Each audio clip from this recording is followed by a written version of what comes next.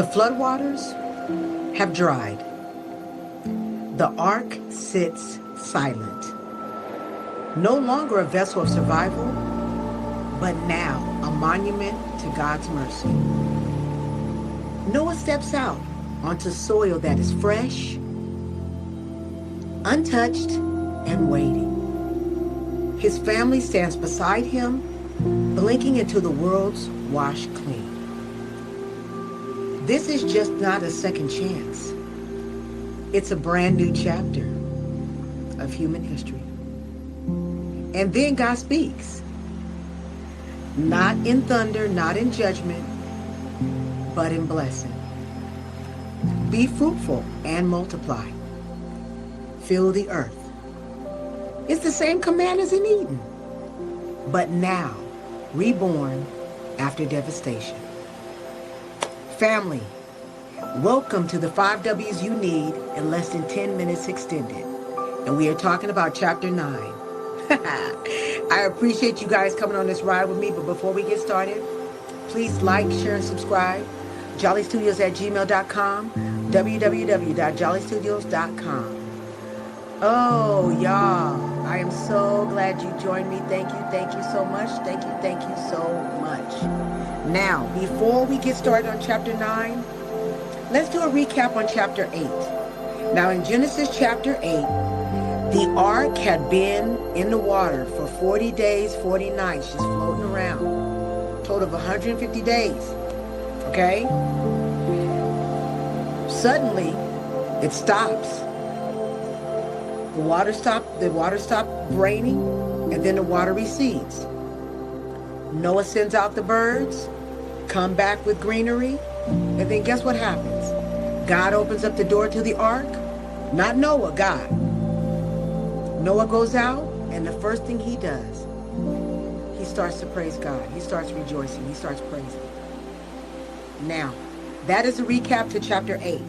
Now, if you want to catch up to us, please start from Genesis chapter 1 all the way until 9. You got time to catch up, you can do it. I do a chapter a week. Not because I read a chapter a week. It's because before, when I read the Bible, I couldn't settle my brain down to do it. I read it, but I didn't study it. Now I'm actually studying and forming a different relationship with God. Now, please understand, I'm not the instructor of this podcast. I am actually a student. I'm a student like you. I'm actually inviting you to come on a journey with me. Let's talk about each one of these chapters. And guess what? If you hear something, or is there something that you can teach me, or if there's something I don't know about the chapter and you know, please put it down in the comments, because I am learning. Once again, I'm learning. Okay? All right. So listen, let's get started. Okay? So first things first, y'all. Let's talk about who is in this chapter. All right? Let's talk about who's in this chapter. Well, who's in this chapter, of course, is God, the one who established the first covenant with humanity. Then also is Noah. Noah, the survivor of the flood, now the new patriarch of humanity. Listen to that. He is the new patriarch of humanity, meaning that God told him to go out, be fruitful, and multiply. That's why he's a patriarch. All right? Then you have Shem, Ham, and Japheth. I hope I say Japheth's name right. Noah's sons representing the new branches of human civilization. Once again, the sons will be branching out and helping us who we are today, building a new civilization of people, of God hoping righteous people. Okay? Then you have Noah's descendants, the future generation shaped by the covenant. That's us. All living creatures, including God's promise. Okay? Remember, Noah was asked to bring 2 of every animal, and that's what he did. So that way they could regenerate, repopulate. All right?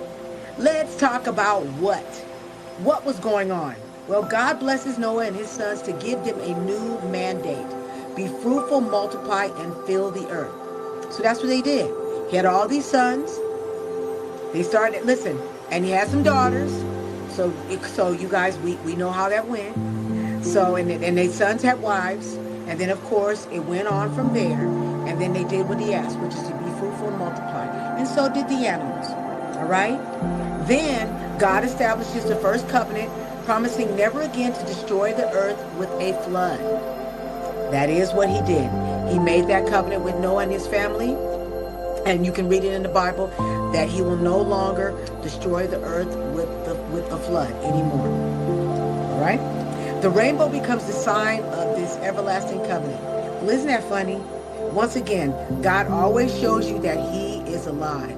Every time we have a rain, what pops up? A rainbow. God be want to let you know he be here. Okay, he be here. The story of Noah's vineyard. Noah became drunk and the incident with Ham and his brothers. Okay, so this is what happened. Noah made a vineyard. He made wine. He got drunk. He was laid out at the house and he had no clothes on it. His sons had to come in and they had to sneak in. They didn't want to see him, so they had to sneak in backwards and put his clothes over him. So that's what Noah is speaking of. Okay? Also, too, Noah speaks blessings and consequences over his son's future because of that incident.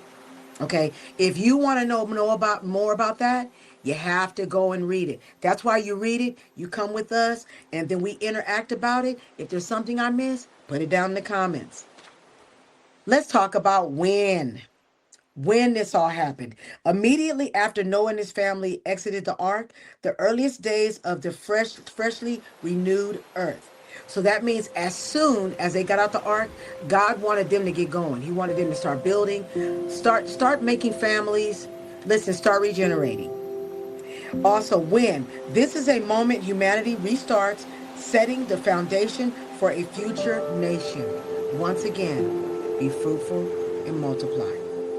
Now, Noah lives 350 years after the flood, and this chapter captures the beginning of that long post-flood era. Now remember, Noah lived 350 years after the flood, but he lived a total of 950 years. Woo! 950 years. All right, let's talk about where. Where did this all happen? On the renewed earth, as life restarts and the land dries. Well, that's just plain and simple. As soon as they touched down the earth, this is where all of this was happening. Near the region where the ark rested, traditionally tied to the mountains of Ararat. Now, if you guys were with me here last week, I stated that I wanted somebody, if they knew. I remember, excuse me, my head be itching.